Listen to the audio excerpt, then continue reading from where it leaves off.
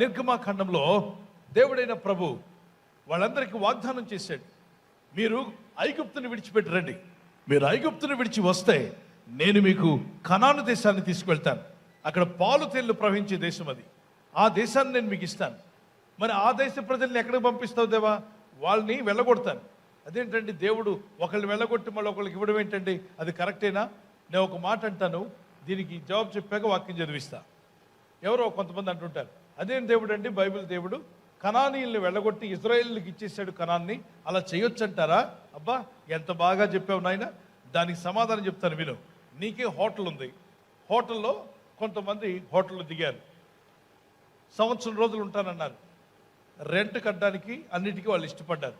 నువ్వేం చెప్పావంటే, రెంట్ అవసరం లేదు నాయన, మంచిగా బతకండి, నా హోటల్ రూమ్స్ నేను ఫ్రీగా ఇస్తున్నాను, యుద్ధం వారు జరుగుతుంది కాబట్టి నేను ఇస్తున్నానులే, బతకండి అని చెప్పన్నారు.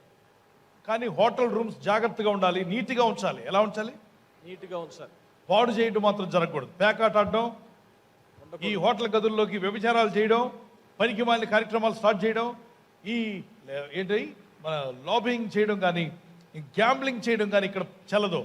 కిల్లి నవలడం, దాని ప్రాంతం అంతా లిఫ్ట్ అంతా ఊయడము, పనికి మాలినవి సిగరెట్లు తాగడం పర్మిషన్ లేదు. ఫ్రీగా ఇచ్చా, చక్కగా వాడుకోండి అని చెప్పి ఇచ్చారు. ఇస్తే ఈ కనానీలే ఉన్నారనుకుందాం, దేవుడు పెట్టిన రెస్టారెంట్లో వాళ్ళకి ఫ్రీగా ఇచ్చాడా దేవుడు? డబ్బు తీసుకున్నాడా? ఫ్రీగా ఇచ్చాడు. అయితే ఈ కనానీలు ఎవడైతే ఇచ్చేసాడు, ఆయన ఎక్కడున్నాడో మనకేం కనబడలేదు, తినండిరా తినండి, తాగండిరా తాగండి, ఎగరండిరా ఎగరండి అని పిచ్చి పనులన్నీ చేస్తారనుకోండి గదుల్లో. పిచ్చి పనులు వాళ్ళ కుటుంబాలే కాకుండా పనికి మాలిన కార్యక్రమాలు చేయడానికి ఆ గదుల్లో వాడారనుకుందాం, అసాంఘిక కార్యక్రమాలకు వాడారనుకుందాం, చేయకూడని పాపాలు ఆ గదుల్లో జరుగుతున్నాయి అనుకుందాం. ఆ రెస్టారెంట్ ఓనర్గా నువ్వు వాళ్ళ ఉంచుతావా, ఖాళీ చేయిస్తావా? ఖాళీ చేయిస్తా. ఏంటి చెప్పండి? ఖాళీ చేయిస్తా. పోం బాబు అంటే ఏం చెప్తావు? మెడబట్టి బయటికి నెట్టేస్తాం. మీకు ఫ్రీగా ఇచ్చినందుకు పూర్తిగా నాశనం చేస్తున్నారు మీరు, గెట్ అవుట్ ఫ్రమ్ హియర్ అని వాళ్ళందరినీ ఖాళీ చేయించి రూమ్లన్నీ క్లీన్ చేసి ఎవరికి ఇస్తావు? మంచిగా చూసుకునే వాళ్ళకి ఇస్తావు. అవునా కదా? అవును. దేవుడు ఇప్పుడు అదే చేశాడు. కనానులో ఉన్న వాళ్ళకి దేవుడు భూభాగాన్ని ఇస్తే, వాతావరణం ఇచ్చి అన్ని ఇస్తే, కామ వాంఛలతో నింపబడ్డారు. కామ కోరికలతో, అపవిత్ర కార్యక్రమాలతో, చేయకూడని పనులు చేస్తూ పిల్లలను తీసుకెళ్ళి బలిచ్చేయడం. ఏంటంటే పసిపిల్లలను తీసుకెళ్ళడం. మీ అబ్బాయి మొదటి పుట్టిన కొడుకుని బలిచ్చేయండి అని చెప్తే ఆ పిల్లోడు ఏడుస్తున్నా వాడికి అన్ని కట్టి అన్ని ఏర్పాటు చేసి తీసుకెళ్ళి అక్కడ ఒక రూపాన్ని పెట్టేవారు. ఆ రూపం ముందు చంటి బిడ్డను కత్తితో కోసి ఒక మెడ కోసి ఆ రక్తం కారిపోతుంటే ఆ రక్తంతో అది ఆనందిస్తుందట. ఆ విధంగా పసిబిడ్డలు చంపడం ప్రారంభించారు. అలాగే నాశనకరమైన కార్యాలు చేయడం ప్రారంభించారు. కామాతృత పెరిగిపోయింది. స్త్రీ అంటే ఒక కామం కోసమే, పురుషుడు కామం, అంత అపవిత్రత. ఆ కనాను అనేటువంటి రెస్టారెంట్ దేవుడు యొక్క ఏర్పాటు చేసిన భూభాగం అంతా ఏం చేశారు? వాళ్ళు బలాత్కారంతో నింపేశారు, పాడు పనులతో నింపేశారు, అపవిత్ర కార్యక్రమాలు చేశారు, పాడు చేశారు. దేవుడిచ్చిన ప్రకృతిని పాడు చేస్తున్నారు, ఆయన భూభాగాన్ని పాడు చేస్తున్నారు. అప్పుడు దేవుడు అంటున్నాడు, నేను మిమ్మల్ని వెళ్ళగొడతాను, చెల్లా చెదురు చేస్తాను, మంచిగా చూసుకునే వాళ్ళని తీసుకొచ్చి ఇక్కడ ఇస్తాను అని చెప్పి చూడగా ఐగుప్తులో ఇబ్బంది పడుతూ ఏడుస్తున్నారు. ఎవరు వారు? ఇజ్రాయేల్. కన్నీళ్లు కరుస్తున్నారు, బంధకాల్లో ఉన్నారు, కష్టాల్లో ఉన్నారు, శోధనలో ఉన్నారు, నలిగిపోతున్నారు.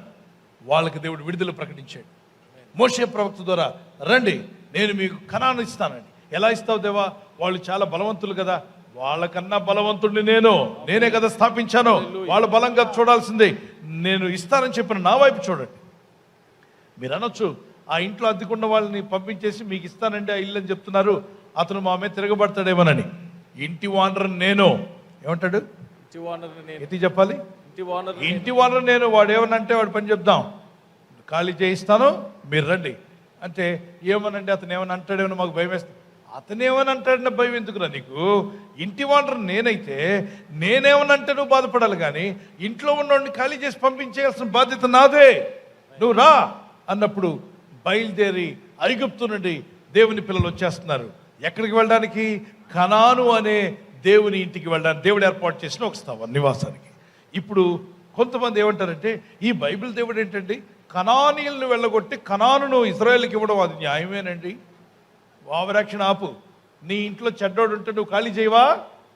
ఎట్టి చెప్పు, నువ్వు అద్దెకిచ్చావు, ఆ ఇల్లంతా చెడగొడుతున్నాడు అనుకోండి, వాడిని ఏం చేస్తావు నువ్వు? ఖాళీ చేసి ఎవరికి ఇస్తావు? మంచిగా చూసుకునే వాడికి ఇస్తావు కదా. అది న్యాయమేనండి అనుకుంటే మీ ఇంటికి వచ్చి, ఏ ఇంటి వాడరండి మీరు, మీ ఇంటిని ఎందుకు, ఆ ఉండే వ్యక్తిని ఎందుకు ఖాళీ చేస్తానంటే ఆడు పాడు చేస్తున్నాడే, ఇల్లు నాశనం చేస్తున్నాడు, అందుకే వాడిని ఖాళీ చేయిస్తాను. అది న్యాయం కాదు బ్రదర్ అంటే చీపురు కట్ట పట్టుకొస్తాడు. ఇల్లు నాది, ఎవరిని ఖాళీ చేయాలో ఎవరిని ఉంచాలో అది నా చేతుల్లో ఉందంటాడు. అవునా కదా? అవును. గట్టి చెప్పండి. అవును. అలాగే కనానీయులు మొత్తం కంపు చేస్తున్నారు. మంచి వాతావరణం ఇచ్చాడు దేవుడు, వాళ్ళు పాపానికి వాడుకుంటున్నారు, అపవిత్రతకు వాడుకుంటున్నారు, చంటి బిడ్డలను బలిస్తున్నారు, అపవిత్రమైన పనులు చేస్తున్నారు, చేయకూడనివి, చూడకూడనివి, ఆలోచించకూడనివని. అప్పుడు దేవుడు ఏం చేశాడు తెలుసా? ఇజ్రాయిల్లరా మీరు రండి, ఆ స్థలమంతా ఖాళీ చేసి నేను మీకు ఇస్తానని, వాళ్ళని ఎలగొడతానండి. ఈ విషయాన్ని నమ్మి ఐగుప్తులో నుండి మోషే యొక్క ప్రవక్త ద్వారా దేవుడైన ప్రభు గొప్ప బంధకాల్లో ఉన్న వారిని విడిపించాడు. ఫరో చేతుల్లో నుండి విడిపించబడ్డారు. ఐగుప్తు దేశాన్ని విడిచిపెట్టాక 40 రోజుల్లో, అనండి 40 రోజుల్లో ఎక్కడ చేరగలరు? కనాన్కి వెళ్ళిపోతారు. కాలినడకతో వెళ్తున్నారు. అప్పుడు ఆటంకాలు వచ్చాయి. ఒక్కొక్క ఆటంకం ఎలాంటిదంటే, ముందుకు వెళ్తుండగా ముందు ఒక పెద్ద సముద్రం కనిపించింది, ఎర్ర సముద్రం, రెడ్ సీ అంటారు. వెనక వైపు చూస్తే శత్రువులు సమూహంగా వచ్చేస్తున్నారు. ఎవరా శత్రువులు అంటే ఫరో సైన్యం. ఎందుకు వస్తున్నారు? వీళ్ళని వదిలేశాడు కదా. ఎందుకు వస్తున్నారంటే 10 తెగుళ్ళు వాళ్ళ మీదకి రాబట్టే ఆ 10వ తెగుల్లో వాళ్ళు శిక్షించబడ్డారు కనుక ఈ ఇజ్రాయేల్ దేవుడు చాలా గట్టి దేవుడు, ఈ దేవుడు చెప్పినట్టుగా వీళ్ళని వదిలేయమంటాడు, వదిలేస్తానని చెప్పి వదిలేశాడు. వీళ్ళు వెళ్ళిపోతుండగా మన ఇంట్లో పని చేసేవాళ్ళు ఎవరుంటారు? పని వాళ్ళందరూ వెళ్ళిపోతున్నారు. మన దేశం ఏమైపోద్ది? కాబట్టి మనం ఓ పని చేద్దాం, ఈ పని వాళ్ళందరిని కూడా మళ్ళా పట్టుకుందాం, బానిసలుగా మార్చుకుందాం. మన ఇటుకలు చేసేవాళ్ళు వెళ్ళిపోతున్నారు, మన ఇంట్లో అంట్లు కడిగే వాళ్ళు వెళ్ళిపోతున్నారు, మనకు పని చేసే వాళ్ళందరూ వెళ్ళిపోతే మన దేశం ఎలా నడుస్తుందని చెప్పి మొత్తం సైన్యాన్ని తీసుకుని పరిగెత్తుకుంటూ వస్తున్నాడు. ఈటలు, రథాలు, బాణాలు పట్టుకొని వారి దగ్గర ఆధునికమైన, ఆ దినాల్లో ఎటువంటి ఆయుధాలు ఉన్నాయో తెలియదు కానీ చాలా పొదునైన ఆయుధాలతో తిరగబడితే చంపేయడానికి కూడా వచ్చేస్తున్నారు. వాళ్ళందరినీ పట్టి బంధించి తీసుకెళ్ళిపోవాలి. వీళ్ళు ముందుకు పారిపోతామంటే ఎవరు అడ్డొచ్చారు? ఎర్ర సముద్రం. గట్టి చెప్పండి. ఎర్ర సముద్రం. అనకపోతే గట్టి చెప్పండి, ఎవరు అడ్డొచ్చారు? ఎర్ర సముద్రం. ఎర్ర సముద్రం. ఎర్ర సముద్రం. ఇంగ్లీష్లో ఏమంటారు దాన్ని? Red sea. అదేంటండి red sea, green sea, blue sea ఉంటుందా? ఎస్, రెడ్ సీ ఉంది. ఎక్కడుందంటే ఇజ్రాయేలులకు మనం వెళ్ళినప్పుడు ఐగుప్తు దాటుతున్నప్పుడు అక్కడ పెద్ద సీ కనిపిస్తుంది. అక్కడ ఓడలు ప్రయాణం చేస్తూ ఉంటాయి. సూయేజ్ కెనాల్ కూడా కనిపిస్తుంది మీకు. అక్కడ ఆ సముద్రంను ఫ్లైట్లో వెళ్తూ కిందకు చూశారనుకోండి, ఎర్రగా ఉంటుంది ఆ సముద్రం. ఎందుకనంటే ఆ సముద్రం కింద ఉన్న బండరాళ్ళు ఎరుపు రంగులో ఉంటాయి. ఇప్పుడు నీళ్ల కింద ఎరుపు రంగు ఉందనుకోండి, ఎందుకు స్విమ్మింగ్ పూల్ మీరు చూస్తే ఎలా ఉంటుంది చెప్పండి? Blue colour. బ్లూగా అనిపిస్తుంది. అంటే నీళ్లు బ్లూవా? కాదు. నీళ్ళు తీసుకుని చూడండి, బ్లూ ఉంటాయా? ఏముంది కింద? Blue colour. ఆ కింద బ్లూగా ఉండే టైల్స్ వేసాడు కాబట్టి నీళ్ళు ఎలా కనిపిస్తాయి? బ్లూగా. అలాగే రెడ్ సీ అని ఎందుకు కనిపిస్తుంది అంటే ఆ ఎర్ర సముద్రం కింద భాగంలో ఉన్న ఆ పర్వతాలు, సముద్రంలో కూడా ఏముంటాయి? పర్వతాలు ఉంటాయి. అవి ఎర్రని పర్వతాలు కనుక మీదున్న నీళ్లు ఏ రంగులో కనిపిస్తున్నాయి? ఎరుపు రంగు, ఎర్రగా కనిపిస్తున్నాయి. రెడ్ సీ అన్నారు. ఇప్పుడు పారిపోతామని దేవుని మాట విని వీళ్ళు బయటకు వచ్చారు. దేవుని మాట వినొచ్చారా? దెయ్యం మాట వినొచ్చారా? దేవుని మాట విని వస్తున్న వాళ్ళకి మార్గం సరళంగా ఉంటుందా? కష్టాలు, ఇబ్బందులు కూడా వస్తాయా? కష్టాలు, ఇబ్బందులు కూడా వస్తాయి. ఇప్పుడు మ్యాటర్ అర్థమైంది కాబట్టి చెప్తున్నారు. లేకపోతే ఏమంటారు? ఏమండి దేవుడి మాట విని వచ్చా, మా కష్టాలు రావడం ఏంటండి? దేవుడే కదా బయటికి రమ్మన్నాడు, ఆయన మాటనే కదా మేము బయటకు వచ్చాం, మమ్మల్ని ఎందుకంటే ఇబ్బందుల్లో పెట్టాడంటారు. దేవుని బిడ్డలారా, ఈ భూమి ఆది ఆదాము పాపం చేసినప్పుడు శపించబడింది. శపించబడిన భూమి మీద మనం జీవిస్తున్నాం. దేవుడు ఆది ఆదాము అవ్వ చేసిన పాపానికి వాళ్ళని శపిస్తే వాళ్ళు నాశనం అయిపోతే మానవ జాతి మొత్తం నాశనం అయిపోయేది. వాళ్ళు చేసిన తప్పుకు శిక్ష ఇచ్చాడు, వాళ్ళు నడిచే భూమికి శాపం ఇచ్చాడు. అంటే మనము జీవిస్తున్నటువంటి, మానవులు జీవిస్తున్న ఈ భూగోళము ఆది ఆదాము చేసిన పాపాన్ని బట్టి ఏం చేయబడింది? శాపగ్రస్తమైంది. అందుకే ప్రభు అంటాడు, ఆ శాపం వచ్చినప్పుడు ఒక గుర్తు కూడా చెప్పాడు. ఇక నుండి భూమి గచ్చ పొదలు పొలిపిస్తుంది, ముళ్ళ పొదలు, గచ్చ పొదలు మొలుస్తాయి. ఆయన ఆదాముతో, నీవు నీ భార్య మాట విని తినవద్దని నేను నీకు ఆజ్ఞాపించిన వృక్ష ఫలములు తింటివి గనుక నీ నిమిత్తము నేల శపింపబడి ఉన్నది. నీ నిమిత్తము నేల ఏం చేయబడింది? శపింపబడి ఉన్నది. గట్టి చెప్పాలి, గట్టి చదవండి. శపింపబడి ఉన్నది. నేల శపించబడింది. అదేంటండి నేల ఎక్కడుందండి? నేల మీద శాపం చూపిస్తాను. మీరు మంచి విత్తనాలు తీసుకెళ్ళి మంచిగా నాటండి, నీళ్లు పోయండి. ఎవరు మొలుస్తారు? కలుపు ముందు మొలుస్తుందా, మంచి విత్తనం మొలుస్తుందా? కలుపు. మంచి విత్తనంతో పాటు మీరు కలుపు నాటారా? నాటలేదు. కలుపు విత్తనాలు వేశారా? వేయలేదు. పిచ్చి మొక్కలు విత్తనాలు వేశారా? వేయలేదు. కానీ ఏం మొలుస్తున్నాయి? పిచ్చి మొక్కలు. ఇప్పుడు మన అడవిలో రోడ్డు పక్కన వెళ్తున్నప్పుడు పిచ్చి చెట్లు, కంచె చెట్లు కనిపిస్తాయా? కనిపిస్తాయి. గట్టి చెప్పండి. కనిపిస్తాయి. అవి ఎవరు నాటారా? నాటలేదు. నాటకుండా ఎలా వచ్చాయి? అవి నాటకుండా వాటికి బదులు యాపిల్ చెట్లు మొలవచ్చుగా. రోడ్డు పక్కన జామ చెట్లు మనం నాటకుండానే పిచ్చి మొక్కలు ఉన్నాయా లేవా? ఉన్నాయి. రోడ్లు పైన, ఊర్లు, పల్లెలు, గ్రామాలు వెళ్తున్నప్పుడు ఎటు చూసినా మనకి ఏం కనిపిస్తాయి? పిచ్చి మొక్కలు. పిచ్చి మొక్కలు, ముళ్ళ చెట్లు, ముళ్ళ పొదలు, గచ్చ పొదలు ఉంటాయా ఉండవా? ఉంటాయి. అవి ఎవరు మొలిపిస్తున్నారయ్యా? ఎవరిని వేస్తున్నారా? వేయట్లేదు. అయినా కూడా అవి మొలుస్తున్నాయి, అవునా కదా? అవును. రైట్. వాటికి బదులుగా జామ చెట్లు మొలవచ్చు కదా, మునక్కాయ చెట్లు మొలవచ్చు కదా, ఇంకేమైనా చెట్లు ఉన్నాయి? త్వరగా చెప్పండి. మ్యాంగో మొలవచ్చు కదా. ఏమో కష్టపడి వేయాలి, వేసి జాగ్రత్తగా నీళ్లు పోస్తూ ఉంటే కానీ ఇవి పైకి రావు. అవి మాత్రం చేస్తుంటాయి. పిచ్చి వాటిని మనం అంటే విత్తకపోయినా, నీళ్లు పోయకపోయినా, వాటికి జాగ్రత్త తీసుకోకపోయినా పిచ్చి అలా వచ్చేస్తూనే ఉన్నాయి. దేవుని బిడ్డలారా, ఈ లోకం అలాంటిది. ఎందుకనంటే శపించబడింది నేల కాబట్టి పిచ్చివన్నీ వస్తుంటాయి.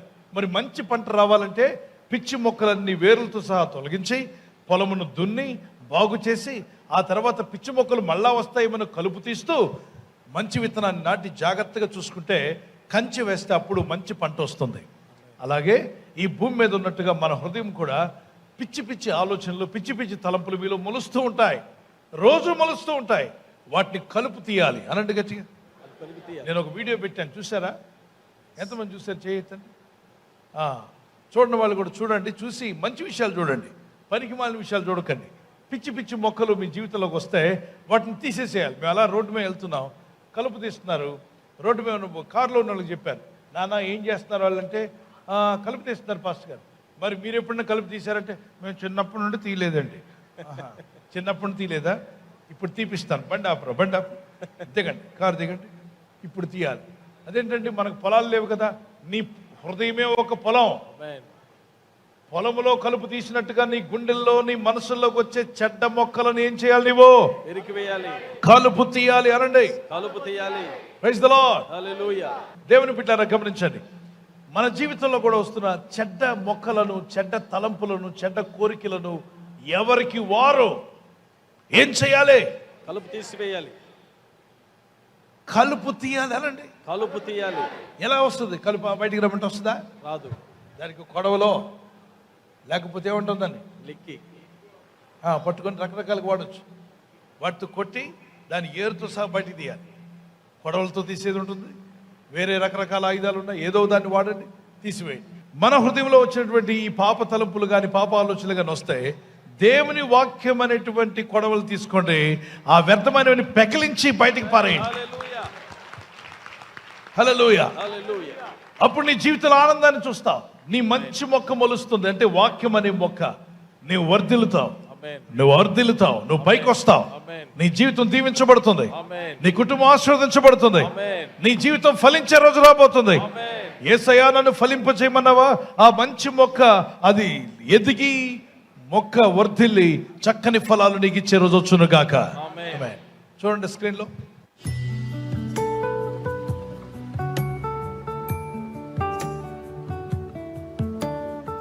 జీవితంలో కూడా కలుపు లాంటి పిచ్చి మొక్కలు వస్తాయి, వాటిని పీకేసుకోకపోతే జీవితం పాడైపోతుంది.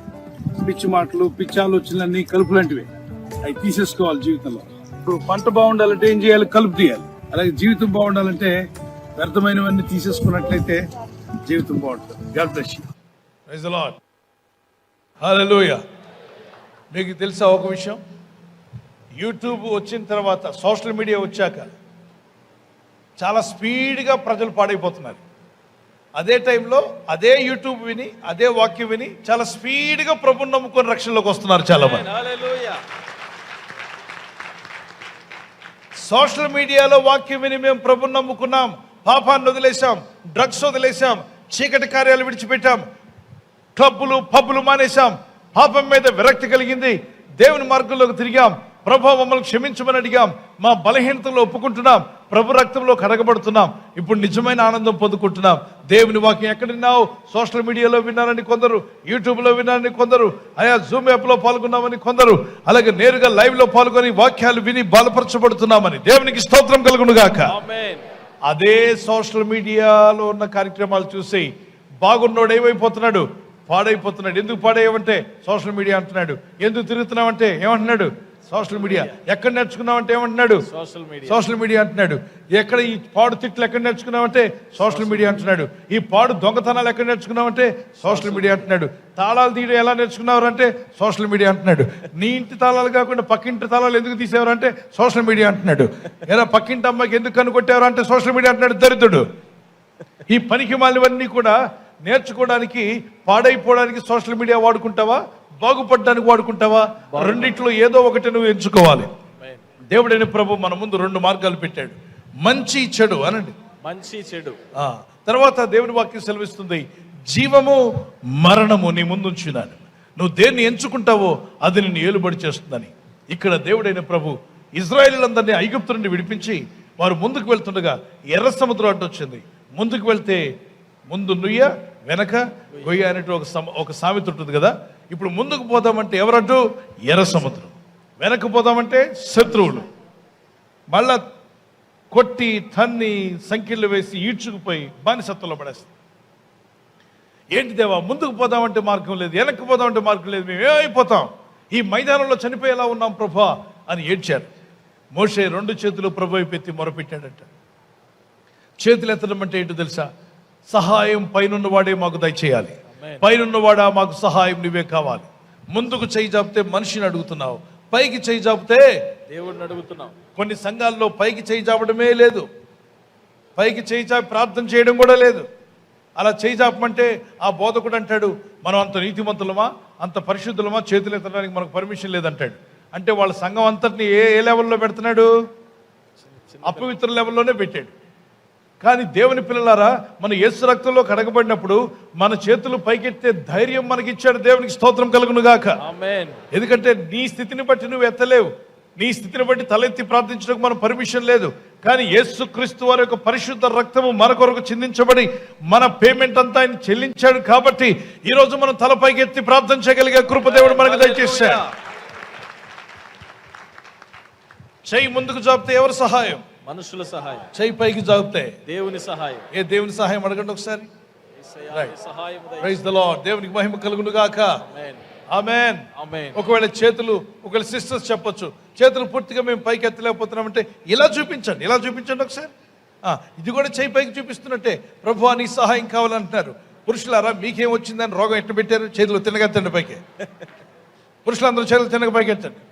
ఎక్కడుందండి? 1 తిమోతి పత్రిక. అలాగే ఉంచండి, మీ చేతులు దింపొద్దు. 1 తిమోతి 2:8 చూపిస్తాను. 1 తిమోతి 2:8. ఈ శాస్త్రజ్ఞులు కనుక్కుంది, చప్పట్లు కొట్టడం వల్ల, చేతులు పైకెత్తి గట్టిగా అరవడం వల్ల చాలా వరకు రోగాలు పోతాయని తెలుసుకున్నారట. మరి అది ఎక్కడుందో కానీ దేవుని మాటల్లో మాత్రం చేతులు పైకెత్తి ప్రార్థించమనుంది, చప్పట్లు కొట్టి దేవుని స్తుతించమనుంది. దేవుని బైబిల్లో రాయబడింది, చదువుదాం ఒకసారి. కావున ప్రతి స్థలమందును పురుషులు కోపము సంశయం లేనివారై పవిత్రమైన చేతులెత్తి ప్రార్థన చేయవాలని కోరుచున్నాను. పురుషుల్లో 2 జబ్బులు ఉన్నాయి. జబ్బు నెంబర్ 1 కోపం, జబ్బు నెంబర్ 2 సంశయం. ఎట్టి చెప్పండి?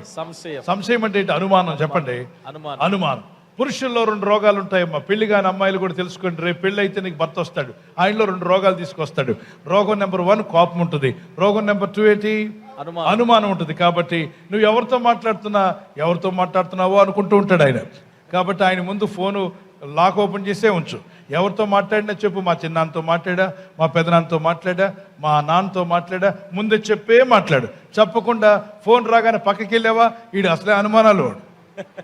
ఆల్రెడీ ఆ జబ్బు ఉంది, పుట్టుకతోనే వచ్చింది. అది పురుషులందరిలో ఉంటుందంట ఈ జబ్బు. ఏంటి? నెంబర్ 1 ఏంటి చెప్పండి? కోపం ఉంటుంది. నెంబర్ 2 ఏంటి? సంశయం, అనుమానం ఉంటుంది. ప్రతి పురుషుల్లో ఉంటుంది, పాస్టర్ గారిలో కూడా ఉంటుంది. మేము పాస్టర్ గారు అయిపోగానే లేకుండా పోలేదు. దేవుడి వాక్యం సత్యం, దేవుడికి స్తోత్రం కలుగును గాక. కాబట్టి మా శైలా పాల్ అన్ని నెంబర్లన్నీ నాకు ఫోన్లో ఏది కూడా లాక్ ఉండదు, అన్ని లాక్స్ అన్ని ఓపెన్గా ఉంటాయి. ఎనీ టైం నా ఫోన్ తను తీసుకుంటుంది, తన ఫోన్ నేను తీసుకుంటాను. ఎందుకంటే మీ ఇద్దరు విషయం చెప్తేనే కానీ మీ ఇద్దరు బాగుపడరు, అందుకే చెప్తున్నాను నేను. దేవుడికి మీ ఇద్దరు ఫోన్లు ఒకరిని చూసి ఒకరు లాక్ వేసుకోకండి. ఫోన్ లాక్ లేకపోతే అందరూ చూస్తారనుకుంటే ఓకే, అప్పుడు మీరేం చేయాలంటే లాక్ వేసి లాక్ నెంబర్ ఇది అని ఎవరికి చెప్పాలి? గట్టి చెప్పండి. భర్త గారికి చెప్పండి. భర్త గారు ఫోన్కి లాక్ వేసి ఎవరికి చెప్పాలి? భార్యకి చెప్పండి. ఇంట్లో బీరువా తాళం ఎవరెవరికి తెలుస్తుంది చెప్పండి? భర్తకి భార్యకి తెలుస్తుంది. భార్యకి మాత్రమే బీరువా ఒకటి, భర్తకో బీరువా ఒకటి అంటే రోజు వీడికి అనుమానం వస్తుంది. ఎక్కడికి వెళ్తాడు బీరువా దగ్గర, ఏం పెట్టిందో అంటే నువ్వు ఏం పెట్టకపోయినా ఏదో పెట్టావు అనుకుంటాడు. అదే తాళం ఆయన మొహం ముందు పడేసావనుకో చూడను కూడా చూడడు, ఎందుకంటే తాళం తన చేతిలో ఉంది కాబట్టి. అలాగే నీ భార్య విషయంలో కూడా అలాగనే ఉండాలి. Be open minded. మీ హృదయాలను మీరు పాడు చేసుకోకండి, మీ జీవితాలను మీరు ముసుగేసుకొని నాశనం చేసుకోకండి. దేవుని కొరకు మీరు ఒక కుటుంబంగా ఉన్నారు, యథార్థంగా ఉండండి, దేవునికి ఇష్టంగా జీవించండి. పురుషులారా, కోపము సంశయం మానేయండి. ప్రతి పురుషుల్లో కోపం ఉంటుంది, ప్రతి పురుషుల్లో సంశయం అనుమానం వచ్చేస్తుంటుంది. ఈ అనుమానాన్ని కోపాన్ని మానివేసి ఏం చేయాలట? చేతులెత్తి అనండి గట్టిగా, చేతులెత్తి పవిత్రమైన చేతులెత్తండి. అంటే ఎలా? యేసు రక్తంలో కడగబడాలి. ఏ రక్తము? యేసు రక్తం. ఏ రక్తము? యేసు రక్తం. యేసు రక్తంలో కడగబడిన చేతులెత్తి ప్రార్థన చేయవలనని కోరుచున్నాను. కనుక పురుషులు ప్రార్థించేటప్పుడు ఎవరైనా పురుషుడు చేయి ఎత్తలేదంటే చెప్పండి, బ్రదర్ మీరు పురుషులేనా అని అడగండి. ఎస్ అని చెప్తే వెంటనే చేతులెత్తి ప్రార్థన చేయమని చెప్పండి. పురుషులారా చేతుల పైకి ఎత్తండి, చెప్పండి, దేవా నీ సహాయం నాకు కావాలి. పరమందున్న తండ్రి, నాకు నా ఇంటికి సహాయం అడుగుచున్నాను. దయతో నీ సహాయము దయచేయి. ఆమేన్. హల్లెలూయా. God bless you. సిస్టర్స్ మీరు ఇలా పెట్టండి చేతులు. మీరు కూడా ప్రభు వైపు చేతులు చూపిస్తారు. ప్రభువా నీ సహాయం కావాలి, నీ కృప నాకు కావాలి, నీ దయ మాకు దయచేయము నాయనా. ఆమేన్. హల్లెలూయా. అర్థమైందని వారి దేవుని స్తోత్రం చెప్పండి. రైట్. పురుషులు ఏముంటాయంట? కోపము, సంశయం. కొంతమంది కోపం బయట పడుతుంది, కొందరు బయట పెట్టరు. కొందరు సంశయం ఉంటుంది కానీ బయటికి చెప్పరు. అందరూ అనుకుంటూ ఉంటారు అసలు ఏమీ తెలియదండి మా ఆయనకి అన్నీ తెలుసు, జగత్ కిలాడి. You need to be careful, you need to understand. కొన్నిసార్లు కొంతమంది వ్యక్తపరుస్తారు, కొందరు ఏం చేయరు, వ్యక్తపరచరు. కనుక ప్రార్థన చేయండి వారి కోసం. దేవుడు మీకు ఇచ్చిన పురుషులను గౌరవించండి. ఆ పురుషుడిని, నీకు ఇచ్చిన భర్తను గౌరవించండి. నీకు ఇచ్చిన భార్యను సన్మానించు. నీకు ఇచ్చిన పిల్లల పట్ల ప్రేమ కలిగి ఉండు. నీకు ఇచ్చిన తల్లిదండ్రుల పట్ల ప్రేమ కలిగి ఉండు. ఒక రోజున బిడ్డ వెళ్ళిపోతున్నాడట. వెళ్ళిపోతూ ఉంటే, నాన్న నన్ను వదిలేసి వెళ్ళిపోతున్నావు అంటే, లేదురా బిడ్డ నిన్ను వదిలేసి వెళ్ళండి నాన్న అని చెప్పి చేయబట్టుకున్నాడు. నాన్న పట్టుకున్నాడు. ఈయన పెద్దోడు అయిపోయాడు, ముసలోడు అయిపోయాడు. ముసలోడు అయిన తర్వాత కొడుకు ఇప్పుడు ఎవరిని వదిలేసి వెళ్ళిపోతున్నాడు. అప్పుడు తండ్రి అంటున్నాడు, ఒరే బుజ్జి, నాన్న నన్ను వదిలేసి వెళ్ళిపోతున్నావు అంటే, వదలగా తప్పదు నాన్న, నువ్వు ముసలోడు అయిపోయావు చెప్పి వెళ్ళిపోతున్నాడట. ఒకసారి చూడండి స్క్రీన్లో, చదవండి గట్టిగా. నన్ను వదిలేసి వెళ్ళిపోకు నాన్న. ఎప్పుడు అడిగావు? చిన్నప్పుడు. ఎప్పుడు అడిగావు? చిన్నప్పుడు. నన్ను వదిలేసి వెళ్ళిపోవద్దని రెండు ముక్కుల్లో రెండు, ఒక పక్క గోదావరి, మరో పక్క కృష్ణానది కారుతూ ఉండగా ఏడ్చి మొరపెట్టుకున్నావు చీవుడు ముక్కుతో, నాన్న నన్ను వదిలేసి వెళ్ళొద్దు అని చెప్పి ఏడ్చావు. అప్పుడు నాన్న నీ చేయి పట్టుకొని బండెక్కించి ఇల్లంతా కుటుంబం అంతలేంటి ఆ ప్రాంతం అంతా తిప్పి నీకు అన్నీ నేర్పించాడు. నీవు ఈ భూమి మీద ఎలా బతకాలో నేర్పించాడు. నీకోసం ఎంతో కష్టపడ్డాడు మీ నాన్న. ఓకే, ఇప్పుడు నాన్న ముసలాడు అయిపోయాడు, నువ్వు కుర్రాడు అయిపోయావు, ఎవరుస్తున్నావు అయ్యావు. ఇప్పుడు ఏం చేస్తున్నావు నువ్వు? చదవండి, కింద చదవండి. నన్ను వదిలేసి వెళ్ళిపోకున్నాను. ఎవరంటున్నారు ఇప్పుడు? నాన్న అంటున్నాడు నన్ను వదిలేసి వెళ్ళొద్దని. ఇప్పుడు చిన్నప్పుడు ఒకవేళ పిల్లలు ఏడుస్తున్నప్పుడు పట్టించుకోకుండా తిరిగారనుకోండి, మీరు పెద్దవారు అయ్యే రోజు వస్తుంది, వాడు కుర్రోడు అయ్యే రోజు వస్తుంది. అప్పుడు మీరు ఏడ్చి మొత్తుకున్నా వాడు పట్టించుకోకుండానే పోతాడు. కనుక దేవుని బిడ్డరా, అటువంటి వారికి ఉండొద్దు. పట్టించుకోండి మీ తల్లిని తండ్రిని. ఒకవేళ మీ నాన్న పట్టించుకోకపోయినా నువ్వు భక్తుడు, యేసు బిడ్డవు కనుక నువ్వు మీ నాన్నను పట్టించుకునే వ్యక్తిగా మారిపోదువు గాక. ఆమేన్. దేవునికి స్తోత్రం. Praise the lord. సో ఇక్కడ 13వ అధ్యాయం మీరు చదవండి, ఇంటికి వెళ్ళాక చదవండి. ఆ ఎర్ర సముద్రము వారికి అడ్డుగా ఉన్నప్పుడు మోషే 2 చేతులు పైకెత్తాడు. మరొకసారి మీరే మోషే అనుకుని చేతులు పైకెత్తండి. దేవా నాకు మార్గం లేదు అన్నారండి. దేవా నాకు మార్గం లేదు. ముందు ఎర్ర సముద్రము, వెనక శత్రువులు వస్తున్నారు, నాకు దారి లేదు నాయనా, నాకు దారి లేదు నాయనా, సహాయం చేయి దేవా, సహాయం చేయి దేవా. ఇలా అంటుండగా దేవుడైన ప్రభువు అన్నాడు, మోషే భయపడకవు, నీ చేతిలో ఏముంది అంటే కర్ర ఉంది అన్నాడు. ఆ కర్ర పట్టుకొని ముందుకున్నాడు అన్నాడు. నడవాలా ప్రభు, ఇప్పుడు చేతులు దింపొచ్చు మీరు, ప్రేర్ అయిపోయింది. ఇప్పుడు ప్రభు అన్నాడు, ప్రభు చెప్పిన మాటకు లోబడాలి. ఈయన ముందుకు అడుగులు వేస్తున్నాడు. ఎవరున్నారు అక్కడ? ఎర్ర సముద్రం. ముందుకు సాగిపోమన్నాడు దేవుడు. మోషే ముందుకు సాగిపో, నువ్వు సాగిపో, నేను నీతో వస్తా అన్నాడు. ఒకవేళ మీరే మోషే స్థానంలో ఉంటే, ఎర్ర సముద్రం మీ ముందుండగా మీరు చేతులెత్తి ప్రార్థించినప్పుడు ప్రభు ఈ స్వరంతో ఈ మాట మోషే సాగిపో అన్నాడు అనుకోండి ఇక్కడ, అప్పుడు మీరేమంటారు? ప్రభువా సాగిపోటకు ఇది సికింద్రాబాద్ రోడ్డు కాదు, ఇది ఎర్ర సముద్రం ప్రభు, బాగా చూడు. ఎర్ర సముద్రంలోకి ఎక్కడ సాగిపోతానని ఎదురు ప్రశ్నలు వేస్తాం. కానీ మోషే భయపడకుండా దేవుడు చెప్పాడు కదా అని ఆ కర్ర పట్టుకొని ఏం చేశాడండి? ఏంటి చెప్పండి? చూపించు. పట్టుకొని ముందుకెళ్ళిపోయాడు, దూసుకొని ముందుకెళ్ళిపోయాడు. అతను వెళ్తూ ఉండగా, దేవుని ప్రార్థన సహాయం పొందినవాడు వెళ్తూ ఉండగా, దేవుని సహాయం తన మీదకి వచ్చినప్పుడు ఆ వ్యక్తి ముందుకు వెళ్తూ ఉండగా, అనండి గట్టిగా, అనండి గట్టిగా, ముందుకు వెళ్తూ ఉండగా ఎక్కడికి వెళ్తున్నాడు? సమస్యలోనికి. అది సమస్య అనే సముద్రమే కదా. సమస్య అనే సముద్రం అని చెప్పండి ఒకసారి. సమస్య అనే సముద్రం. యేసు నామములో అతను బయలుదేరి వెళ్ళిపోతున్నాడు. దేని మీదకి? సమస్య అనే సముద్రం. ఎవరు వెళ్ళమన్నారు? దేవుడు. ఆయన వెళ్ళమంటే వెళ్ళాలి మనం. వెళ్ళిపోతూ ఉండగా భయపడకుండా మిగిలిన వాళ్ళందరూ అంటున్నారు, మోషే పిచ్చి పట్టిందా, ప్రార్థన ఏమైపోయింది, మెంట్లో ఏమైనా వచ్చిందా, ఎక్కడికి వెళ్తున్నావు? సముద్రంలోకి పోతావు, నువ్వు మునిగిపోతావు, సర్వనాశనం అవుతావు అని పక్కన వాళ్ళు ఈగల మందలాగా అరుస్తున్నారు. కానీ ఇతను ఎవరి స్వరం విన్నాడు? దేవుని స్వరం. దేవుని స్వరమే వినాలి. దేవుని మాటలు పట్టించుకున్నాడు. నా దేవుడు సజీవుడు, నన్ను చావనివ్వడు కానీ నన్ను బ్రతికిస్తాడు. ఈ సమస్యలో నాకు జయమిస్తాడు, నాకు జయము నా సొంతం అవుతుంది. ఈరోజు నీ జీవితంలో కూడా ఒక సముద్రం లాంటి సమస్య ఉన్నవారు చేయొద్దని, ఏదో ఒక సమస్య నీ ముందు నిలబడి ఉంది. అది కెరటాలు నీ మీదకి విసిరేస్తుంది, నీకు భయం కలిగిస్తుంది, నువ్వు దాటలేవని చెప్తుంది. యేసు నామములో నేను దాటగలనని చెప్పండి గట్టిగా. యేసు నామములో నేను దాటగలను. ఓ సమస్య, ఓ సమస్య, నేను నిన్ను దాటివేస్తాను, నేను నిన్ను దాటివేస్తాను, నేను దాటగలను, నేను దాటగలను. ఆమేన్. ఆమేన్. మరి భయపడ్డాడా? సమస్య మీదకి వెళ్ళిపోయాడా? సమస్య మీదకి వెళ్ళిపోయాడు. అలా కనబట్టుకొని దేవుని మాట చెప్పిన వెళ్ళిపోతుండగా అందరూ పక్క నుండి ఏం స్వరం వినిపిస్తుంది? చనిపోతావు, నువ్వు నాశనం అయిపోతావు, నీ జీవితం అయిపోతాయి, సముద్ర పాలైపోతావు అంటున్నారు.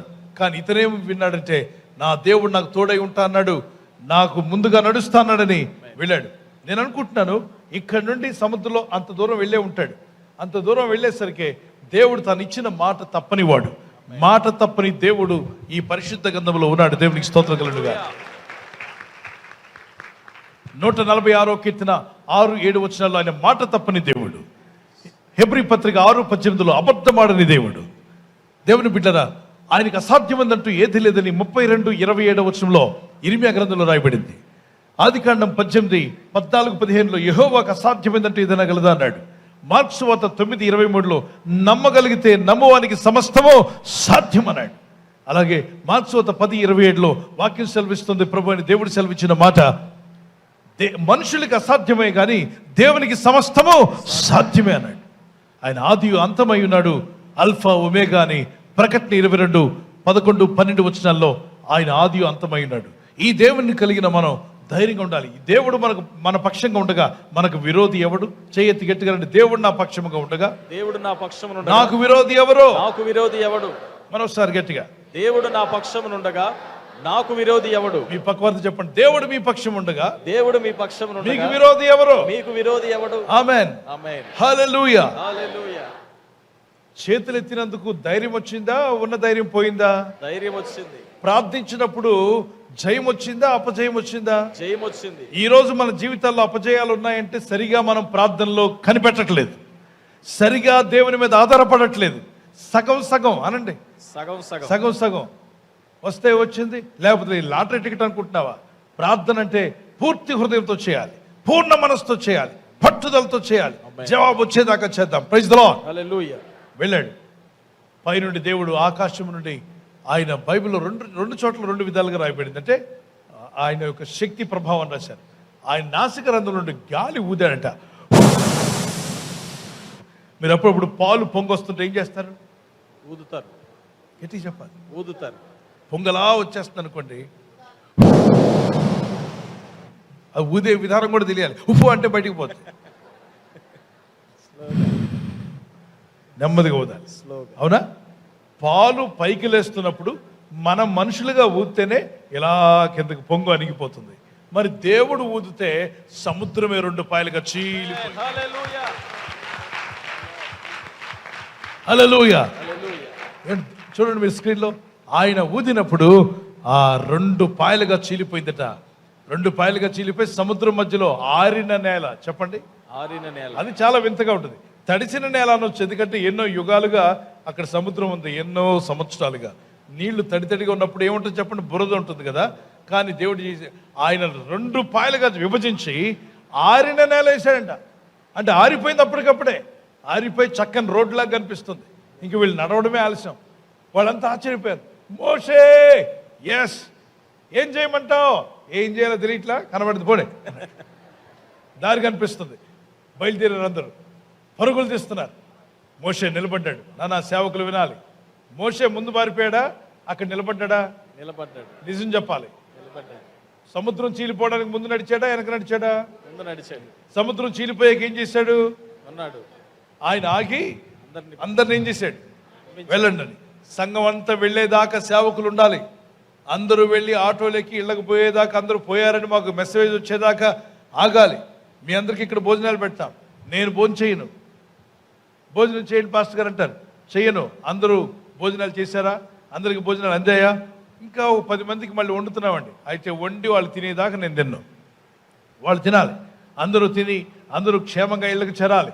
ప్రార్థన చేసుకో ప్రభా, ప్రేర్ అయిపోగానే మీరు అలా వెళ్ళిపోతారు, కానీ మీ వెనక మా ప్రార్థన ఉంటుంది. ప్రభా, ఈ బిడ్డలందరూ క్షేమంగా ఇంటికి చేరాలి.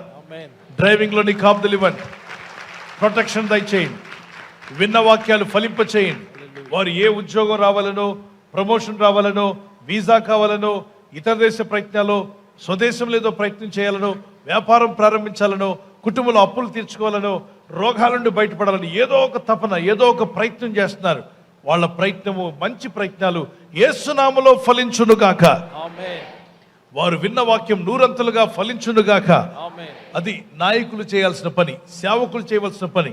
ముగించే ముందు మరొక మాట మీకు జ్ఞాపం చేస్తున్నాను. మరి నేటి కాలంలో మోషేలు ఎలా ఉన్నారంటే, నేటి కాలంలో మోషేలు కూడా ఎలా ఉన్నారో చూపిస్తాను, ఒకసారి చూడండి. అప్పుడు మోషే ఏమో ఎదురున్నాడు, ఇప్పుడు మోషే పరుగో. ఇప్పుడున్న మోషే ప్రార్థించినప్పుడు వీరుడిలాగా కర్ర పట్టుకొని నేను మోషే, అమ్మో నా వల్ల ఇదేదో మింగేలాగా ఉందనుకుంటే పారిపోతున్నాడు. అంటే విశ్వాసం సన్నగిలిపోయింది అని చెప్పి మీరంతా సముద్రాల దగ్గరికి వెళ్ళకండి. దేవునికి స్తోత్రం కలను కాక. సముద్రం దగ్గరికి వెళ్ళి ప్రభా నేను సముద్రం దాటుతా అంటే ఏం రోగం వచ్చిందని దాటాలంటాడు దేవుడు. ఫ్లైట్లు ఉన్నాయి, తిరిగి వెళ్ళి ఫ్లైట్ టికెట్ కొనుక్కో, జాగ్రత్తగా వెళ్ళు. నీకోసం సముద్రం చీల్చేస్తే ఇక రోజు రేపు టీ పెట్టమంటావు, ఎల్లుండి కాఫీ పెట్టమంటావు. ప్రభా లేటి సిస్టర్స్ అయితే మా బాబుని ఆడించు ప్రభా కాసేపు, నేను ఇంట్లో టిఫిన్ చేస్తున్నానని చెప్పి కూడా అంటావు. అరే, మనం అడిగిన ప్రతిదీ దేవుడు చేయకూడదు, మనం చేయలేని దాన్ని దేవుడు చేయాలి. దేవుడికి స్తోత్రం. ఇక్కడ దేవుడు మనిషి కలిసి పనిచేయాలి. అలానే గట్టిగా దేవుడు మనిషి కలిసి పనిచేయాలి. ముగించే త్వరగా చెప్తున్నాను, దేవునితో నీవు కలిసి పనిచేస్తేనే కార్యాలు జరుగుతాయి. మనుషులుగా మనం ఏమంటామంటే దేవుడు ఉన్నాడు కదా, ఆయన చేయొచ్చు కదా, ఆయన చేయొచ్చు కదా అంటే దేవుడు అంటే మరి నువ్వేం చేస్తావు? గోంగూర పచ్చడి తిని కూర్చుంటావా? నువ్వెందుకున్నావు? నువ్వు ఆయనతో కలిసి పనిచేయాలి. దేవుడు ఇజ్రాయెల్ని విడిపించాలనుకున్నాడు. విడిపించాలనుకున్నప్పుడు మోషే దేవునితో కలిసి ఏం చేశాడు? పని చేయబట్టి వాళ్ళందరికీ ఏం కలిగింది? విడుదల కలిగింది. విడుదల రావడానికి మోషే ఎవరితో కలిసి పనిచేశాడు? దేవునితో.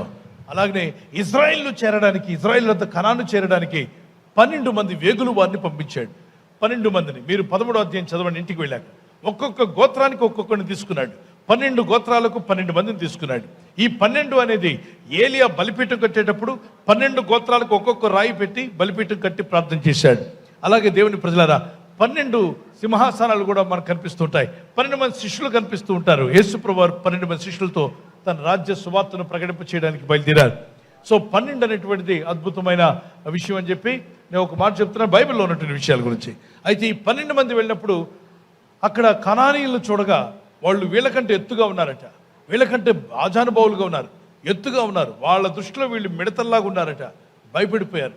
ఈ 12 మందిలో 10 మంది తిరిగి వచ్చిన తర్వాత 12 మంది ఏదో కబురు తీసుకురావాలిగా. ఎలా ఉన్నారు కనానీయులు? వాళ్ళ భూభాగం ఎలా ఉంది, అక్కడ చెట్లు ఏమున్నాయి, అక్కడ సాయిల్ ఎలా ఉంది, మట్టి భూమి ఎలా ఉంది, మనుషులు ఎలా ఉన్నారు, వాళ్ళ స్వభావాలు ఎలా ఉన్నాయి, వాళ్ళ పరిస్థితులు ఎలా ఉన్నాయి అని మోషే ఎంక్వైరీ చేశాడు.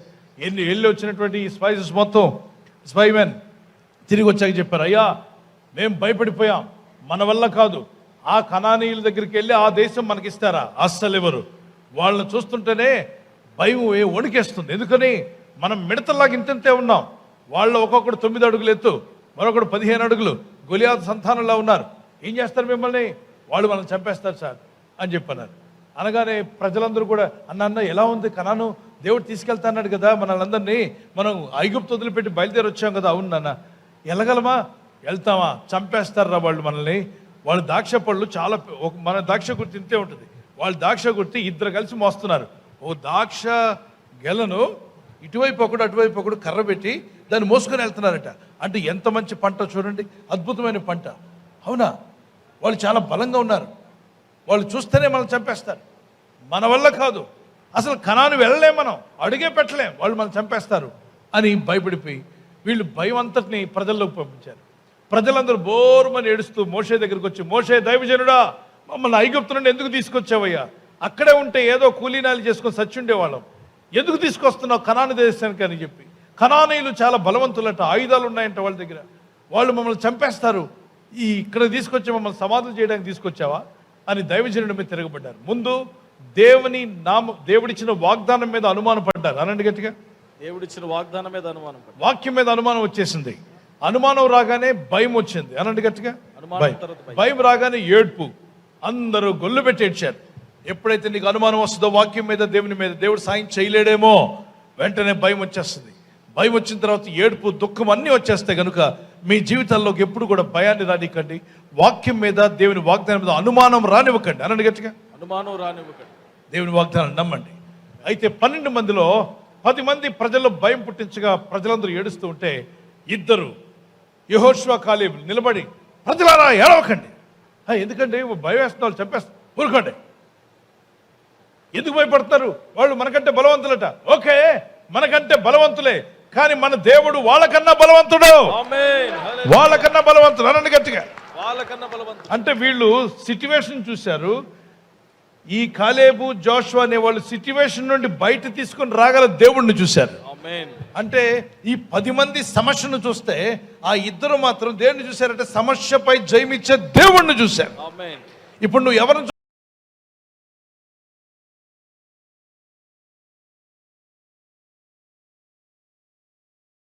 సమస్యలు చూస్తున్నావా? సమస్యపై జయమిచ్చే దేవుణ్ణి చూస్తావా?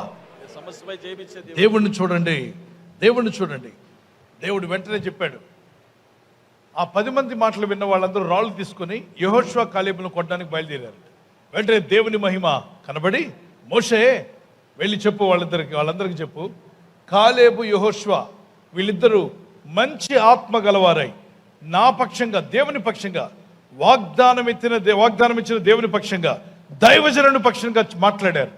వీళ్ళిద్దరినే నేను ఉంచుతా, మిగిలిన 10 మందిని నేను తెగుళ్లతో నాశనం చేస్తా అన్నాడు. వెంటనే తెగులు వచ్చేసింది. 10 మంది నిలబడి భయం పుట్టించిన వాళ్ళు, కలవరం పుట్టించిన వాళ్ళు, ఇదంతా మన వల్ల కాదు, మనం నాశనం అయిపోతాం, మనం వాళ్ళ ముందు ఏంటిది మరి గ్రాస్ సూపర్ లాగా ఉన్నాం, మిడతల్లాగా ఉన్నాం, మన వల్ల జయం రాదు, మనకు జయం రాదు, మనం ఊడిపోతాం, మనం చనిపోతాం అని చెప్పిన వాళ్ళు, వాళ్ళ మీద తెగులు వచ్చింది. వెంటనే పడి చచ్చిపోయారు. 10 మంది చనిపోయారు. అప్పుడు ప్రజలందరికీ భయం వేసింది. రాళ్ళు తీసుకున్నారు. ఎవరిని కొట్టడానికి? మంచి చెప్పిన వాడిని కొట్టడానికి. వాళ్ళు రాళ్ళు కింద పడేశారు. అరే, కీడు చేసిన వాళ్ళ మీద దేవుని తెగులు వచ్చిందిరా అని భయపడుతుండగా అప్పుడు దేవుడు అన్నాడు, కాలేబు, యెహోషువ మీరు మంచి ఆత్మ గలవారై మీరేం చేశారంటే ప్రజలకి ధైర్యం చెప్పారు, దేవుని పక్షంగా నిలబడ్డారు, దేవజనుడి పక్షంగా నిలబడ్డారు. మిమ్మల్ని ఇద్దరిని కనాను దేశం చేరుస్తా. మిగిలిన వాళ్ళు ఎవరైతే ఈ 10 మంది వాళ్ళ మాటలు విని భయపడి కలవరపడి అందరిని కలవరపెట్టారు, వాళ్ళందరూ ఈ యాత్రలో 40 సంవత్సరాలు ఇక్కడే మృతమైపోతారు. వారి పిల్లల్ని చేరుస్తా, వాళ్ళని మాత్రం చేర్చను. వాళ్ళు ఇక్కడే జీవించి ముసలోళ్ళైపోతారు. వాళ్ళ పిల్లలు యథార్థంగా దేవుని వాక్యాన్ని నమ్మితే వాళ్ళని తీసుకెళ్తా. మరి చనిపోకుండా ఎవరు వెళ్తారంటే యెహోషువ కాలేబులు ఖచ్చితంగా వెళ్తారు. దేవుని పక్షంగా మాట్లాడి, దేవుని వాక్యం పక్షంగా నిలబడి, దైవజనుడి పక్షంగా నిలబడిన వాడికి దేవుడు ఎంతో కృపనిచ్చాడు. గట్టిగా చప్పలు కొట్టి దేవునికి స్తోత్రాలు చెల్లిద్దాం. నిజానికి కనాను చేరగలిగారా ఇజ్రాయేలీలు? గట్టిగా చెప్పండి, చేరగలిగారా? ఇజ్రాయెల్ దేశం అనేది ఒకటి ఉంది, తెలుసా మీకు? తెలిసిన వాళ్ళు చేయొద్దు. ఇజ్రాయెల్ దేశం తెలిసిన వాళ్ళు చేయొద్దు. ఇజ్రాయెల్ దేశం తెలిసిన వాళ్ళు ఎక్కడుంది? అది కనానులో ఉంది. ఇప్పుడు ఇజ్రాయెల్ దేశం అని దాన్ని పిలుస్తున్నాం. ఇజ్రాయెల్ మన దేశానికి యుద్ధం వస్తే చైనా వాడు కానీ పక్కన పాకిస్తాన్ కానీ భారత్ మీద యుద్ధానికి వెళ్తామంటే ఖబర్దార్ అంటున్నారు. ఎవరో తెలుసా? ఇజ్రాయెల్. జాగ్రత్త, మేము భారత్ పక్షంగా ఉన్నాం. మీరు మిసైల్ వేసేలోగా మా మిసైల్స్ మీ దేశం మీద వర్షాన్ని కురిపిస్తాయి, జాగ్రత్త, ఇండియా మీదకి వెళ్ళడానికి లేదంటున్నాడు ఇజ్రాయెల్. మన పక్షంగా నిలబడ్డాడు. మన మిలిటరీ ఏం తక్కువేం కాదు, బలమైందే. మన మిలిటరీ గురించి మన పక్క దేశాలకు భయం వేస్తుంది. అయితే ఇజ్రాయెల్ దేశంలో యుద్ధ విమానాలు ప్రపంచ దేశాల వాళ్ళు కొనుక్కుంటారు. అమెరికా కూడా కొనుక్కుంటుంది. ఎక్కడ? ఇజ్రాయెల్. అన్ని దేశాల కన్నా చాలా అధునాతనమైనటువంటి ఆయుధాలు కలిగిన దేశం అమెరికా. చాలా తెలివైన దేశం అమెరికా అనుకుంటాం. అంతకన్నా తెలివైన వాళ్ళు ఎక్కడున్నారు? ఇజ్రాయెల్ ఉన్నారు. ఈ కనాను దేశంలో చేరిన వాళ్ళు వీళ్ళు ఎక్కడుండి వచ్చారంటే దేవుని యెహోవా మాట విని అబ్రహాం యొక్క సంతానం. వీళ్ళు దేవుని మాట విన్నాడు అబ్రహాం అన్న ఆయన పిల్లలు దేవుని మాట వినేలా చేశాడు, ప్రార్థనలు చేశారు, నిజ దేవుడిని మొక్కుకున్నారు. నోబుల్ బహుమతులని విన్నవారు చేత నోబుల్ బహుమతులు అనే మాట విన్నారా ఎప్పుడైనా? అందరికీ ఇస్తారా? ఎవరు? గట్టి చెప్పండి. ఎవరు? టీ తాగినోడికి కాఫీ తాగినోడికి ఇస్తారా? ఎవరు? బాగా సక్సెస్ అయిన శాస్త్రజ్ఞులకి, మానవ జాతికే అద్భుతమైన విషయాలను సృష్టించి ఇచ్చిన వారికి ఇస్తారు. అవునా? ఇన్వెంటర్స్, అద్భుతంగా ఇన్వెంట్ చేసిన వాళ్ళకి, అటువంటి వాళ్ళకి ఇస్తారు. దేవుని బిడ్డలారా, ప్రపంచంలో 40% నోబెల్ బహుమతులు ఎవరికి వెళ్తాయి తెలుసా? ఇజ్రాయెల్కి, అబ్రహాం సంతానానికి. అనండి గట్టిగా, అబ్రహాం సంతానం. అబ్రహాం ఎక్కడున్నాడు? ఈ బైబిల్లో 12వ అధ్యాయంలో ఉంటాడు. దేవుని మాటకు లోబడి జీవించిన ఆయన సంతానానికి 40% బహుమతులు వెళ్ళిపోతున్నాయి. ఇక 60% ఆయా దేశాల్లో ఉన్న వాళ్ళకి అక్కడ కొంచెం, ఇక్కడ కొంచెం, ఇక్కడ కొంచెం, అక్కడ కొంచెం వెళ్తున్నాయి. ఒకే దేశం కొట్టేస్తుందని ఎట్టి చెప్పాలి. 40 బహుమతులు డైరెక్టే ఇంక వెళ్ళిపోవడమే. ప్రపంచంలో మీరు వాడుతున్న సెల్ ఫోన్లో ఉన్న చిప్, వాడుతున్న ల్యాప్టాప్లో ఉన్న చిప్, వాడుతున్న అన్ని వస్తువుల్లో, ప్రపంచంలో ప్రతి ఎలక్ట్రానిక్ వస్తువుల్లో వాడుతున్న చిప్ కనిపెట్టింది వాళ్ళే. ఈ పరిశోధనలో ఫాస్ట్గా ఉన్నాడు వాళ్ళే. ఎందుకనండి? అగ్రికల్చర్లో కూడా వాళ్ళు అద్భుతమైన టెక్నాలజీ వాడారు. దాన్ని మన భారత్లో గుజరాత్కి తీసుకొచ్చి కొన్ని ప్రాంతాల్లో అద్భుతమైనటువంటి మరి కల్టివేటింగ్లో చాలా ఫాస్ట్గా ఉన్నారు మనోళ్ళు కూడా. ఎక్కడి నుంచి తీసుకొచ్చారు ఈ టెక్నాలజీ అని గుజరాత్లో అడిగితే ఇజ్రాయెల్ టెక్నాలజీ అన్నారు. ఏమంటే ఇజ్రాయెల్ అది ఎడారి కదా, వాళ్ళకి ఎలా తెలిసిన టెక్నాలజీ అంటే వాళ్ళ దేవుడు వాళ్ళకి రిలీజ్ చేశాడండి. ఆ దేవుడినే మనం ఎందుకు నమ్ముకోకూడదయ్యా? ప్రభుకి స్తోత్రం కలుగును గాక. మరి ఆ దేవుడు ఏమన్నాడంటే, ఆ దేవుడు నేను భారతీయులకు దేవుణ్ణి కాదనలేదు, చైనీయులకు దేవుణ్ణి కాదనలేదు, ఇజ్రాయేలుకు దేవుడైన దేవుడే సర్వమానవులకు దేవుడినై ఉన్నాను, సర్వ సృష్టికర్తను నేను మిమ్మల్ని అందరినీ జీవిస్తాను, రక్షిస్తాను అన్నాడు. దేవునికి స్తోత్రం కలుగును గాక. ఆమేన్. అయితే ఇప్పుడు వాళ్ళ గొప్పతనం మనం పక్కన పెట్టి మన దేశం కూడా గొప్ప దేశంగా మారే రోజు వచ్చును గాక. రావాలంటే మనమంతా తెలివైన వారుగా మారాలి, జ్ఞానవంతులుగా మారాలి, బుద్ధిమంతులుగా మారాలి, సమయాన్ని వాడుకోవడంలో ముందుండాలి, జీవితాన్ని కట్టుకోవాలి. మనం ఇంకా ఫాస్ట్ అవ్వాలంటే తప్పక దేవుని మాటలకు లోబడి ప్రార్థిద్దాం. మన దేశ రక్షణ కొరకు, రాష్ట్ర రక్షణ కొరకు, అందరి క్షేమం కొరకు ప్రార్థిద్దాం. మన కుటుంబంలో కూడా దేవుని కృపను పొందుకుందాం. ముందుకు సాగుదాం. మన వారి చేతులపై గట్టిగా దేవునికి స్తోత్రం చెప్పగలరా? హల్లెలూయా. మహాత్మా గాంధీ గారు, మహాత్మా గాంధీజీ వారు మరి స్వతంత్ర యోధులు అని చెప్పొచ్చు, ఫ్రీడమ్ ఫైటర్స్. వారు ఎంతో వారి సమయాన్ని వెచ్చించబట్టే ఆ ఫ్రీడమ్ ఫైటర్స్లో వారు సక్సెస్ అయి మన భారతదేశానికి బ్రిటిష్ వారి నుండి స్వతంత్రం వచ్చింది. అయితే మహాత్మా గాంధీ గారు ఒక మాట అన్నారు, మనము ఎంతటి వారమైనప్పటికీ మనకు స్వతంత్రం వచ్చింది, కానీ మన దేశానికి నిజమైన స్వతంత్రం ఎప్పుడు వస్తుందంటే ఆడది అర్ధరాత్రి బస్ స్టాప్ నుండో ట్రైన్ దిగో ఇంటికి ఒంటరిగా వెళ్ళగలిగితే అప్పుడే నిజమైన స్వతంత్రం వచ్చినట్టు ఒక మాట విన్నాను. అవునా? ఈయన అప్పుడే ఎలా గెస్ట్ చేశారు? ఒక అద్భుతమైన మాట చెప్పారే. ఒక స్త్రీ అర్ధరాత్రి మెట్రో లేదంటే రైల్వే స్టేషనో లేదంటే హైదరాబాద్ జూబ్లీ బస్ స్టాండ్ దిగి అర్ధరాత్రి 12 గంట 1 గంట టైంలో చీకటిగా ఉంటుంది, రోడ్లన్నీ ఎవరు ఉండరు, నిర్మానుష్యంగా ఉంటుంది. ఆమె బ్యాగ్ పట్టుకుని తన ఇంటికి ధైర్యంగా వెళ్ళిపోవాలట. వెళ్ళిపోగలుగుతుందా? గట్టి చెప్పాలి. లేదు. అటువంటి సిచ్యువేషన్ వచ్చిందా? రాలేదు. అంటే మహాత్మా గాంధీ గారు చెప్పిన స్వతంత్రం ఇంకా రావాల్సి ఉందా లేదా? ఉంది.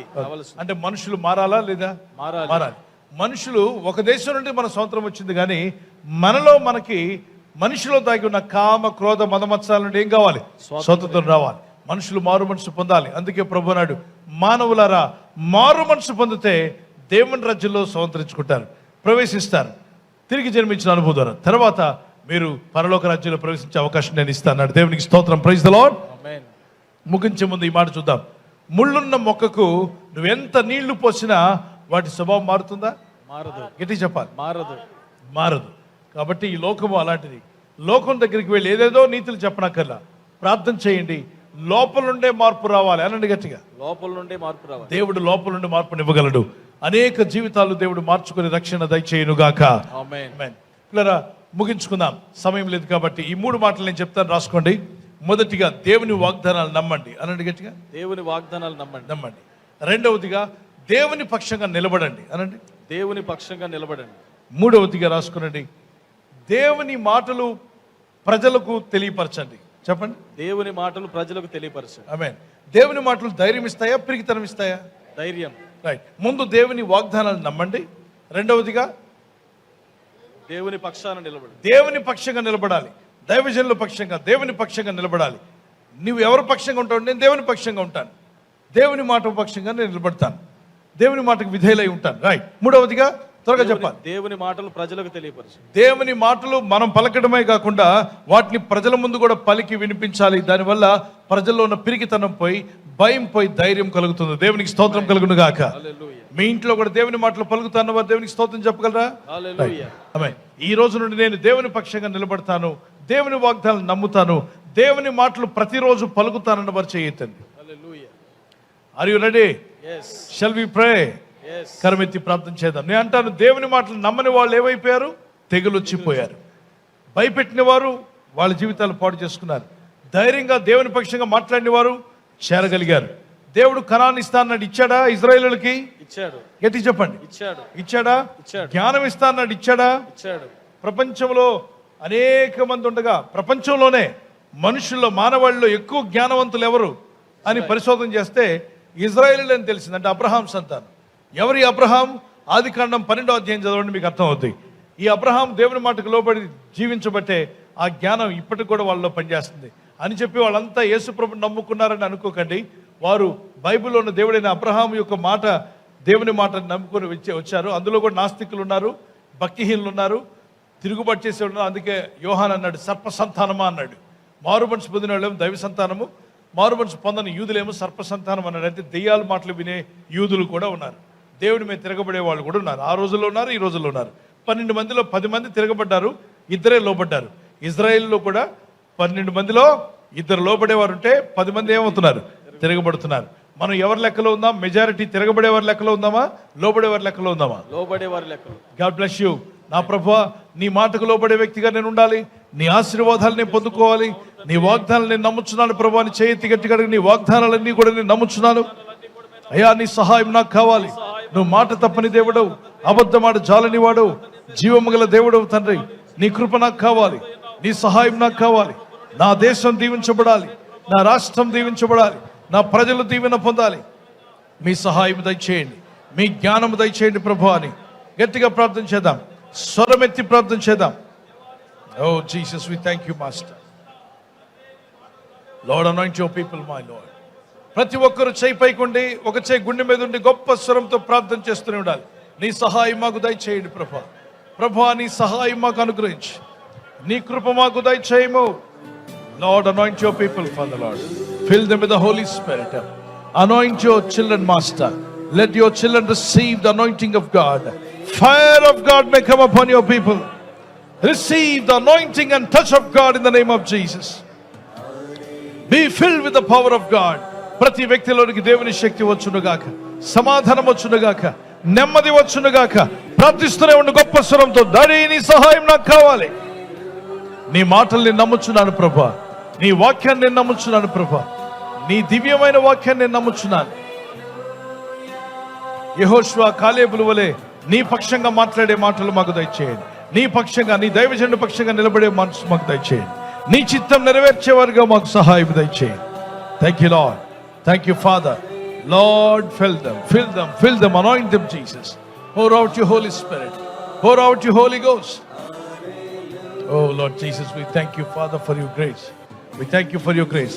చేతుల పైకి ఎత్తి నాతో గట్టిగా చెప్పగలరా? యేసయ్యా, నీ సన్నిధిలో నీ సన్నిధిలో నేను నా కుటుంబము నేను నా కుటుంబం వర్ధిల్లులాగున వర్ధిల్లులాగున ఫలించులాగున ఫలించులాగున మేలొంది మేలుంది నిన్ను మహిమపరిచేలాగున నిన్ను మహిమపరిచేలాగా ఎంతో సహాయం చేయుచున్నావు. ఎంతో సహాయం చేయి. నీ వాక్యమును బట్టి నీకు స్తోత్రం. నీ వాక్యమును బట్టి నీకు ఈ రోజు ఇచ్చిన మెసేజ్ ని బట్టి నీకు ఈ స్తోత్రం. రోజు ఇచ్చిన మెసేజ్ ని బట్టి నీకు స్తోత్రం. నీ ప్రజలమైన మేము నీ ప్రజలమైన మేము నీ వాగ్దానాలు నమ్మేవారుగా, నీ వాగ్దానాలు నమ్మేవారుగా, అయ్యా నీ పక్షంగా నిలబడేవారుగా, అయ్యా నీ పక్షం నిలబడేవారుగా, నీవు పలికిన మాటలను నీవు పలికిన మాటలను మేము ప్రకటించేవారుగా, మేము ప్రకటించేవారుగా నన్ను నా ఇంటి వారిని దీవించండి. నన్ను నా ఇంటి వారిని దీవించండి. పిరికితనం తీసివేయండి, పిరిగితనం తీసి అనుమానం తొలగించండి, అనుమానం తొలగించండి, భయాన్ని తీసివేయండి, భయాన్ని తీసివేయండి, పరిశుద్ధాత్మతో నింపండి, పరిశుద్ధాత్మతో నింపండి, కృపతో నింపు దేవా, కృపతో నింపు దేవా, నీ చిత్తం నాలో నెరవేర్చుము. నీ చిత్తం మాలో నెరవేర్చు. Thank you lord Jesus. Thank you Lord Jesus. కరములెత్తి గట్టిగా దేవానికి స్తోత్రం స్తోత్రం అని గట్టిగా చెప్పండి.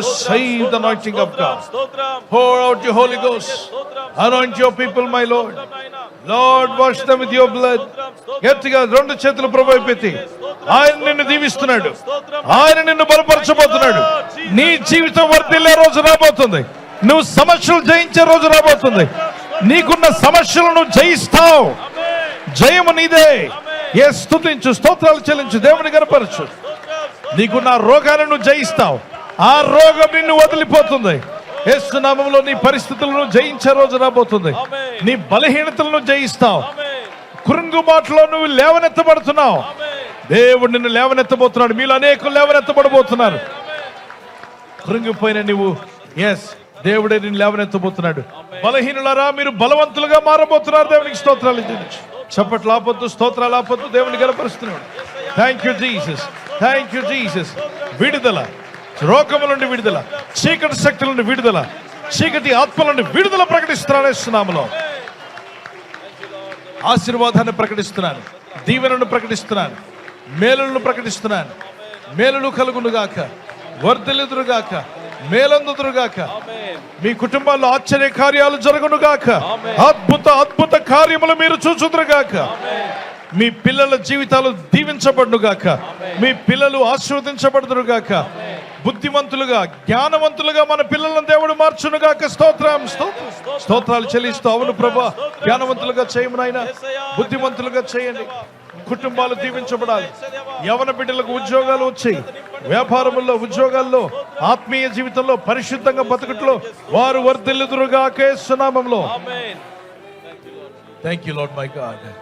యేసయ్యా నీ సహాయం నాకు ఇచ్చినందుకు స్తోత్రం స్తోత్రం స్తోత్రం అని మీకు ఒక నిమిషం టైం ఇస్తున్నాను. గట్టిగా స్తోత్రాలు చెప్పండి. అన్ని భాషల్లో, తెలుగులో, ఇంగ్లీష్లో, మీకు వచ్చిన భాషలో పరిశుద్ధాత్మలో స్తుతులు చెల్లిస్తూ ప్రార్థిస్తున్నాను. సేవకులు కూడా ప్రార్థనలు ఉంటారు.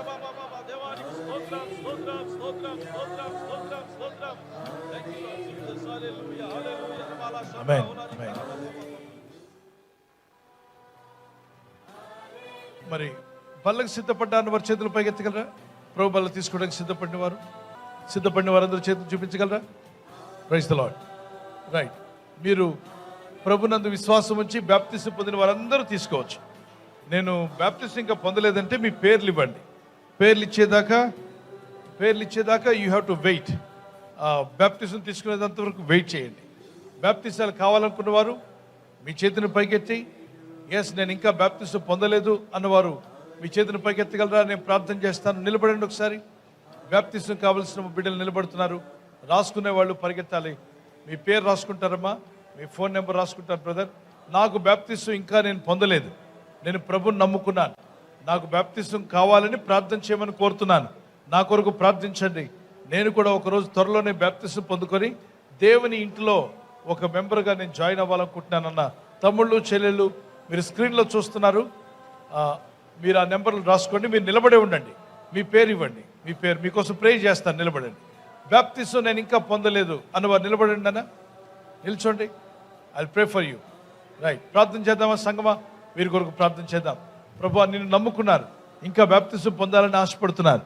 ఎస్ లార్డ్, నీ వాక్యానికి లోబడ్డ వారికి ఆశీర్వాదం. వెనక, మధ్యలో, ఆ చివరిలో, ఈ చివరి నిలబడిన వారందరినూ చూస్తున్నావు తండ్రి.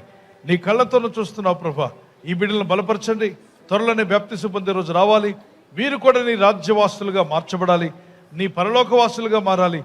నీ రాజ్యంలో వీరు కూడా కట్టబడాలి. వీరి ఆత్మను రక్షించి క్రీస్తు అనే సంఘములో ఒక సభ్యులుగా వీరు చేరుటకు ఆయన మార్గం స్వరాలం చేయమని, వీరి పేర్లు కూడా జీవ గ్రంథంలో రాసుకుని మీరు మహిమ పొందమని యేసుక్రీస్తు నామములో అడుగుచున్నాం మా ప్రియ తండ్రి. ఆమేన్. బాప్తిసం పొందే రోజు వచ్చును గాక. ఈ సమయంలో మన కానుకలు చేత పట్టుకుందాం. దశమ భాగములు కావచ్చు, ప్రత్యేక అర్పణలు కావచ్చు, కృతజ్ఞత